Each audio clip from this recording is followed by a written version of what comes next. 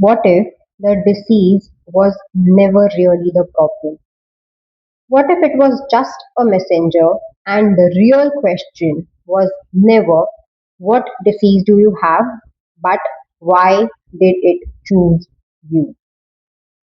That's the question classical homeopathy has been asking for over 2 centuries. And it's the reason it doesn't just treat what hurts, but it changes how you live. When most people think of treatment, they think in one direction: symptom in, medicine out. Fever goes down, pain goes away, and case closed. But ask any two people with the same diagnosis why they think they got sick, and you'll get two entirely different answers. Same disease, different person, and different story. That's the gap classical homeopathy sits in.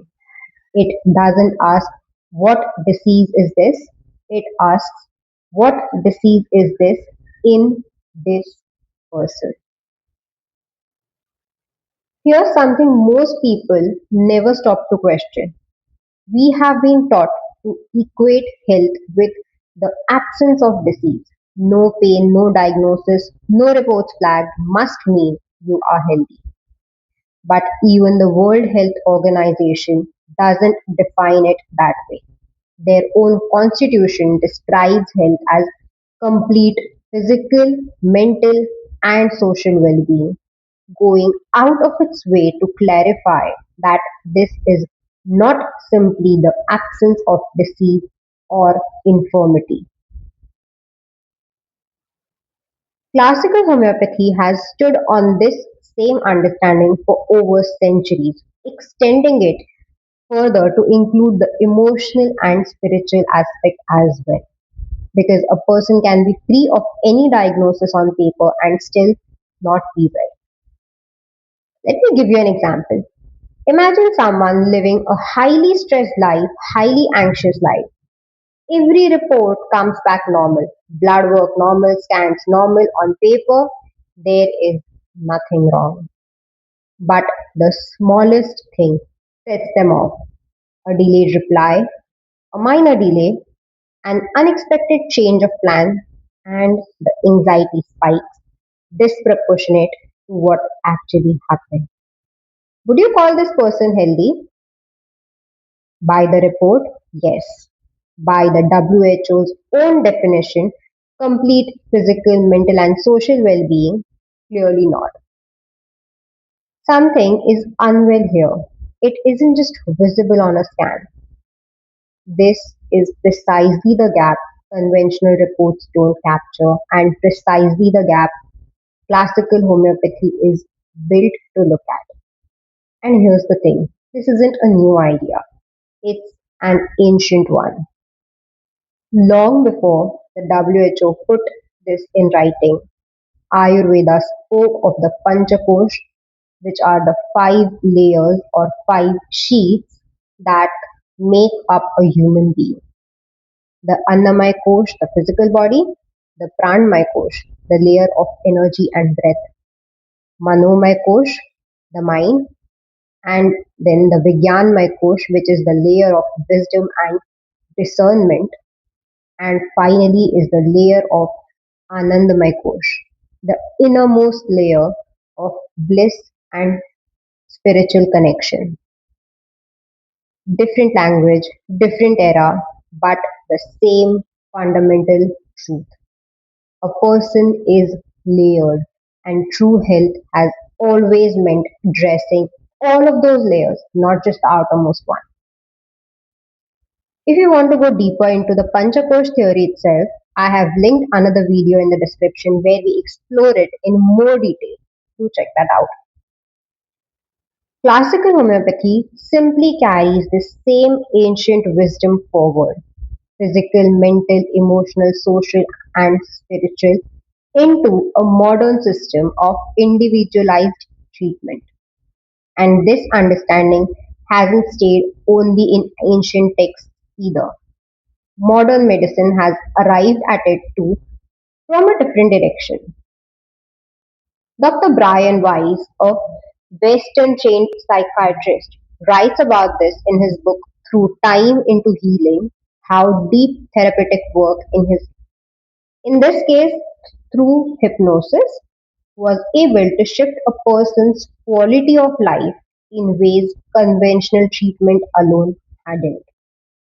Different tools, different traditions, but the same recognition, which is real healing has to reach deeper than the symptom. Because a human being isn't one dimensional, we exist and we suffer across five interconnected spheres: the physical, the mental, the emotional, the social, and the spiritual.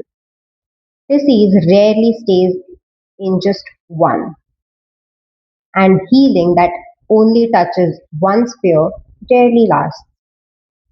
Let's walk through what that actually looks like. First is the physical sphere. This is the sphere everyone starts with: the visible suffering, the pain, the diagnosis, the report. Classical homeopathy doesn't ignore this. It takes it very seriously, but it treats the physical symptom as a clue, not the whole case. The headache, the skin condition, the digestive issue, etc. Each one is data, not the destination. The second one is the mental sphere. Now comes the mind, how a person thinks, processes, and what and it makes sense of what's happening to them. Is there rigidity? Is there constant worry? Is there a mind that replays the same thought on loop? These aren't separate from the disease. In homeopathy, they are often part of the disease picture. The mind and the body were never as separate as we were taught to believe. Third one is the emotional sphere. Now comes the emotional layer where the person feels, and more importantly, what they have stopped letting themselves feel.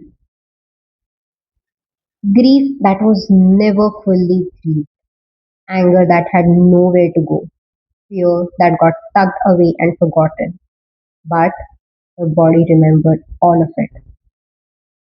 This is often where the why this person, why now question starts to get answered. Then comes the social sphere. Human beings are social animals. We don't exist in isolation. Relationships, roles, responsibilities, the environment someone lives and works in, all of it shapes health. Someone constantly overextending themselves for others, someone silenced in their own home, someone carrying a role that was never truly theirs to carry. The social sphere holds real clues to why a disease found fertile ground in this particular life. And now finally comes the spiritual sphere. Not necessarily religion, but a person's sense of meaning, purpose, and connection to something larger than the everyday. Someone who has lost touch with what gives their life meaning often shows it in the body long before they say it out loud. This fear is subtle, but it is rarely absent. This is what makes the homeopathic case taking process look so different. The long conversation, the seemingly unrelated questions, the attention to how something is said, not just what is said. It isn't extra, it's the method. Because the remedy selected isn't chosen for the disease name, it's chosen for the person carrying it: physical, mental, emotional, social, and spiritual together. And that's precisely why the shift that follows isn't only the symptom is gone, it's the quality of life that feels different, steadier sleep, calmer mind, relationships that feel lighter, a sense of being back in touch with yourself. The disease was never separate from the person, and so healing was never going to be separate from the person either. That's what it means to treat all the spheres. That's what it means when we say healing begins from within, without.